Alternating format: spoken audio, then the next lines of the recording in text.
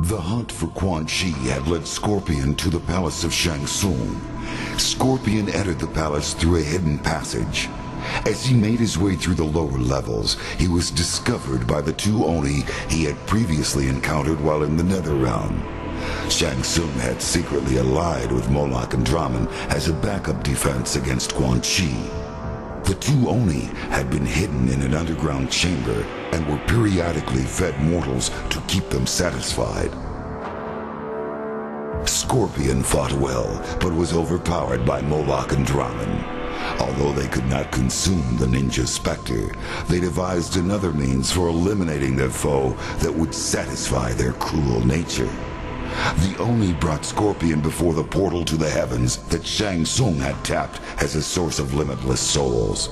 They hurled him into the Solnado, and his hellspawn body was ripped apart by the purity of that realm.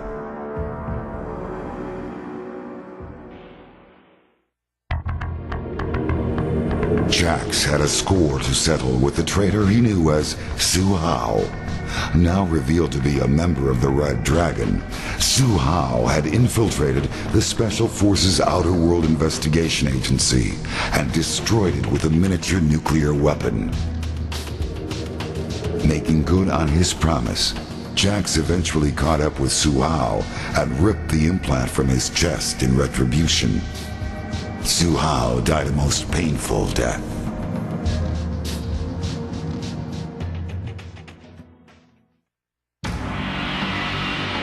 The Deadly Alliance was successful in reviving the mummified remains of the Dragon King's undefeatable army.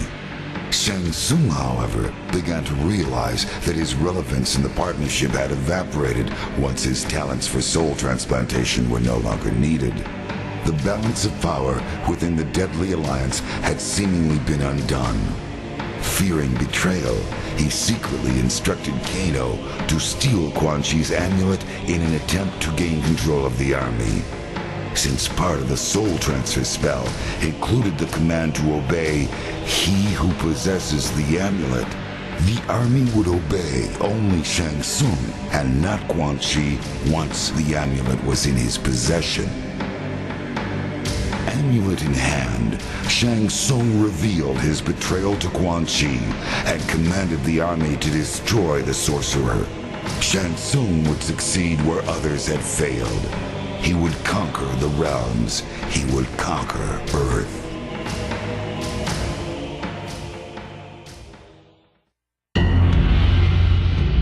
Rage fueled Kung Lao's thirst for revenge.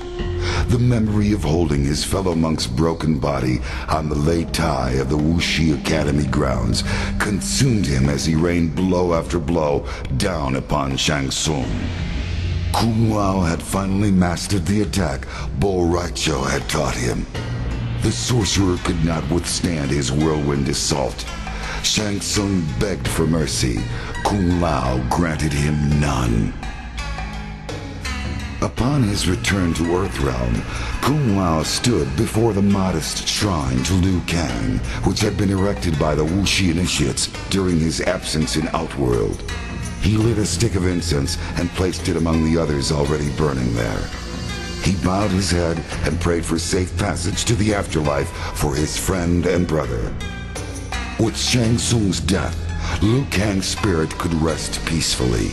Earthrealm was safe once more, but at a terrible cost. The work of the White Lotus Society had become more important than ever.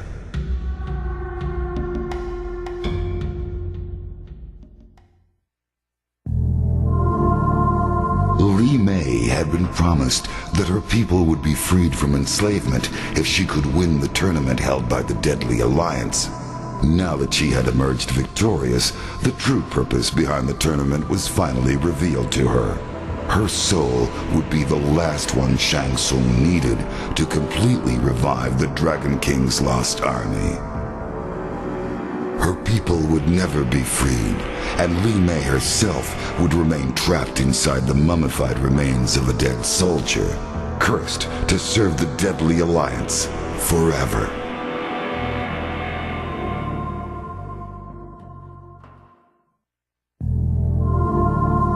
Kenshi had finally caught up with Shang Tsung in Outworld.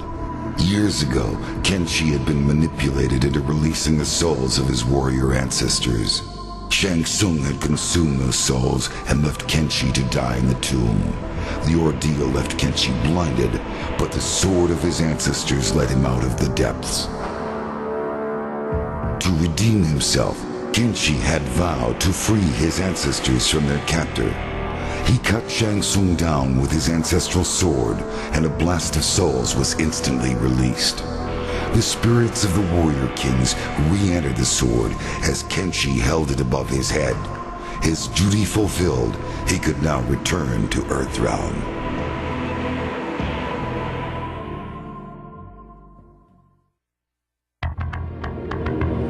The enormous heat and pressure of the lava burned out Cyrax's sensors almost immediately.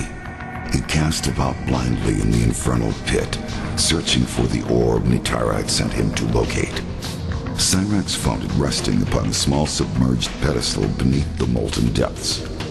As soon as he clambered to the surface, she demanded he hand over the orb. Nitara had promised to return Cyrax to Earthrealm once the orb had been retrieved. Taking her necklace in hand, she uttered a mystical incantation. A swirling portal opened around Cyrax had he only had time for a solemn bow before he was swept into the gateway.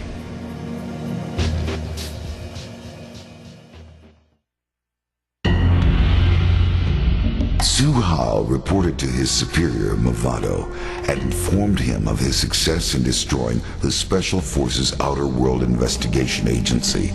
Movado then informed Su Hao of his next objective. It seemed that Quan Chi was proving to be a powerful ally and was willing to aid the Red Dragon in its quest for domination of Earth. In a show of good faith, Movado agreed to destroy Quan Chi's enemies. The sorcerer suspected betrayal from Shang Tsung. There was evidence that Shang Tsung had allied with the two Oni, known as Moloch and Brahmin. Su Hao's new orders were to eliminate the sorcerer Shang Tsung before the Oni eliminated Quan Chi.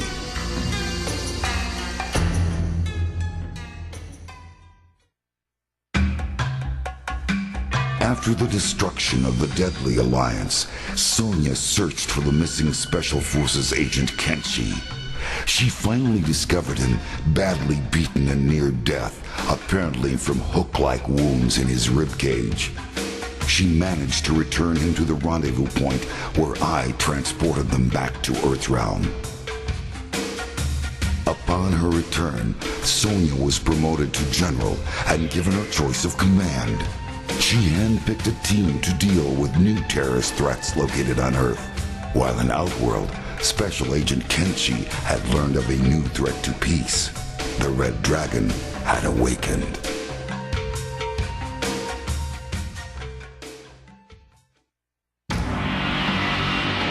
Once again, the threat to Earthrealm has been vanquished. The Deadly Alliance is no more.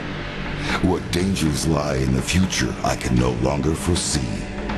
Perhaps the Dragon King will in fact return. Perhaps the depths of the Netherrealm will spew forth a legion of Oni. Even the vampire people pose a threat to peace now that Outworld is in chaos. But one thing is certain. Earthrealm must be protected. I have abandoned my status as Elder God to aid these mortals and act defiant of the heavens. I will instead remain here on Earth as God of Thunder.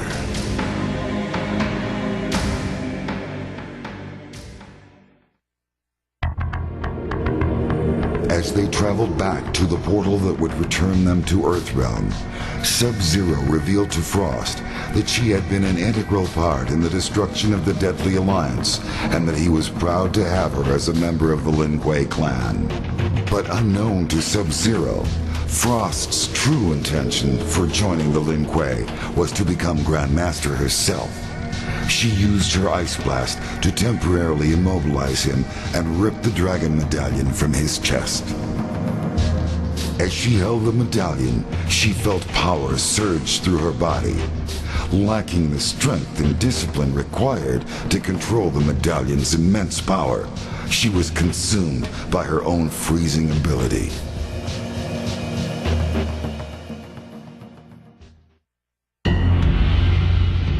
The Deadly Alliance was successful in reviving the mummified remains of the Dragon King's undefeatable army. It would appear that nothing could stand in the way of Shang Tsung and Quan Chi as they began their domination of the realms. Unfortunately for Shang Tsung, however, Quan Chi had no further need for the partnership.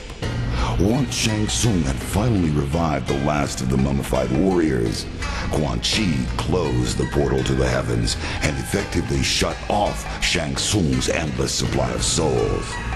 Quan Chi then instructed Kano to assassinate Shang Tsung in a surprise weapon attack. With their captor cut wide open, the thousands of souls Shang Tsung had consumed in the past spewed forth and swirled around the room. Quan Chi came to the realization that if Kano could so easily turn on Shang Tsung, he could also turn on Quan Chi himself. Quan Chi used his sorcery to drain the life from Kano and left his body where it fell. Immediately, one of the lingering souls shot into Kano's body. To Quan Chi's surprise, the man standing before him was no longer the black dragon thug known as Kano. Kano's body now contained the soul of the Shaolin monk, Liu Kang.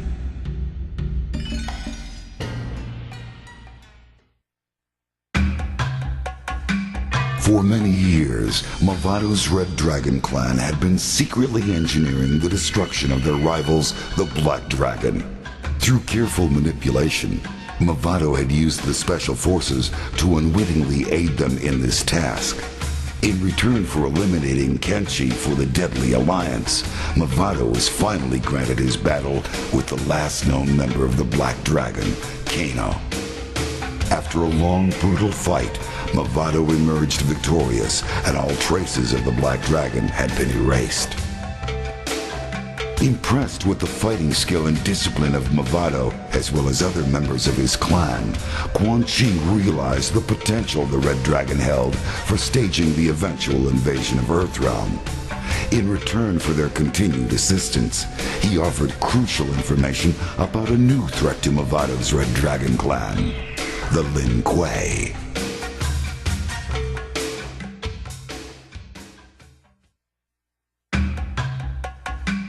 Upset by the way his adventures had been portrayed in the past, Johnny Cage found a loophole in his contract and left MCM Studios during the production of Mortal Kombat: The Death of Johnny Cage.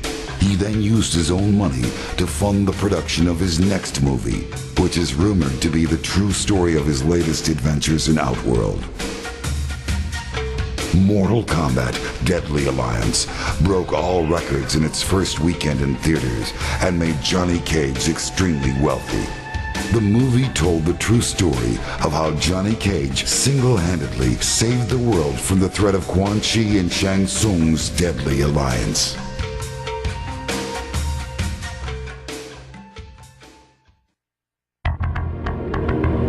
Kitana's longtime enemy Shao Kahn was dead, and the alliance between Shang Tsung and Quan Chi was defeated with the help of warriors from Earthrealm. Although there was peace once more throughout the realms, all was not right for Kitana. Saddened by the death of Goro, she attended a ceremony in the Kuotan Palace to honor her fallen friend and ally. Following Shokan tradition, Prince Goro's body was lowered into the molten rock contained within the throne room itself. As Kitana said goodbye to her wartime ally, she also held a moment of silence for Liu Kang, and secretly wished he had joined her in Edenia so many years ago.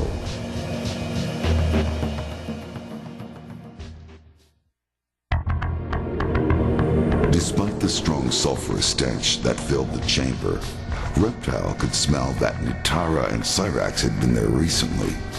There was no sign of them now, except for some scattered glass shards and a residual trace of strong magical energies. His revenge would have to wait. Suddenly, an expectant hush filled the chamber as energy cascaded around what appeared to be a dragon embryo. The tiny dragon stretched, and the egg cracked. A beam of energy ripped out from inside and lanced into Reptile. His world was filled with a roaring power as his squamous body was twisted and transformed. The ancient prophecy had been fulfilled. The Dragon King had returned.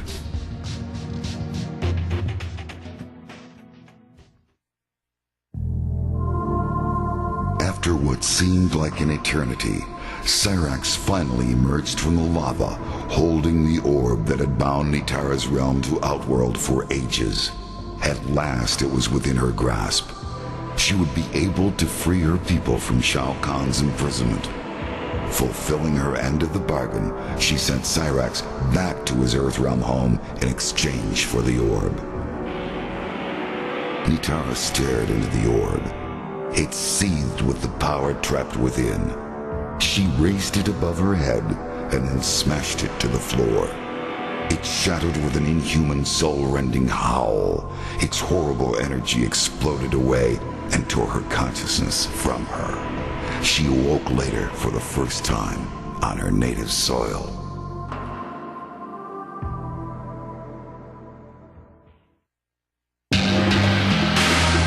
Sent by the sorcerer Shang Tsung, the two Oni known as Draman and Moloch confronted Quan Chi, enraged that he had tried to leave them stranded in the bowels of the Netherrealm. In the battle that ensued, Draman leapt at Quan Chi, and both combatants stumbled into the inner sanctum chamber. Moments later, Draman emerged from the chamber, altered from his previous form.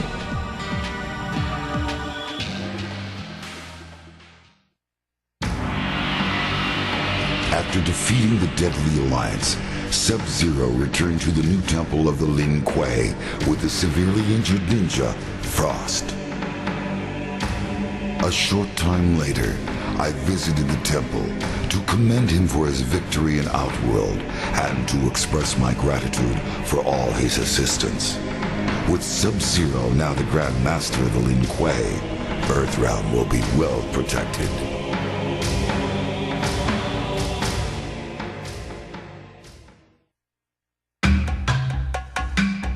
Boraicho looked gruff, but beamed inwardly. With their victory over the Deadly Alliance complete, he and Kung Lao had liberated Outworld from its latest threat. Despite the years that had passed since training his last student, his skills had proven useful once more. He was elated, but it would be inappropriate to express such emotions in front of his newest apprentice. Kung Lao invited his master to return with him to Earthrealm to teach more warriors at the Wuxi Academy. The success of his apprentice gave him renewed confidence in his training skills and, for the first time, a clear purpose in life. Boraicho offered only token resistance.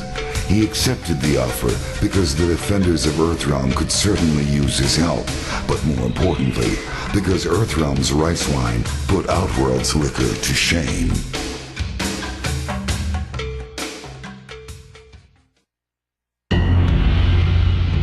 Kano and Sonya had fought before. Although Kano was humiliated by his defeat at her hands so many years ago, this time the outcome would be different. Kano had stolen Quan Chi's amulet at the request of Shang Tsung. With the amulet in his possession, Kano came to the realization that he was now in total control of the revived undefeatable army. Rather than hand the amulet and the army over to Shang Tsung, Kano kept them for himself and used the army to ambush Sonya, ending their long rivalry once and for all.